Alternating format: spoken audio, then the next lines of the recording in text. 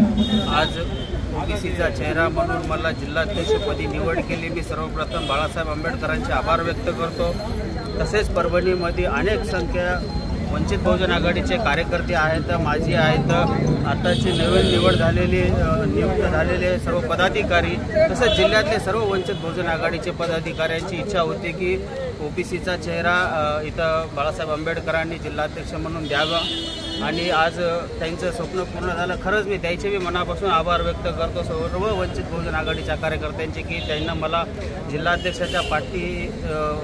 जिल्हाध्यक्ष म्हणून पाठबळ दिलं, त्याबद्दल मी त्यांचे मनपूर्वक धन्यवाद करतो। आणि येणाऱ्या स्थानिक स्वराज्याच्या निवडणुकीमध्ये मी व सर्व माझे कार्यकर्ते, वंचित बहुजन आघाडीचे नेते आणि आजी माझे सर्व कार्यकर्ते सर्वजण मिळून येणाऱ्या स्थानिक स्वराज्याच्या निवडणुकीमध्ये जसं जिल्हा परिषद असेल, पंचायत समिती असेल, महानगरपालिका असेल किंवा नगरपालिका असेल, आम्ही श्रद्धेय बाळासाहेब आंबेडकरांचे नक्कीच आमच्या अध्यक्षपदाच्या खाली त्यांचे हात बळकट करण्याचं इथं काम करूता आणि महानगरपालिका व जिल्हा परिषदवर आमचा वंचित बहुजन आघाडीचा झेंडा फडकण्याचा इथं भरपूर प्रयत्न करूता।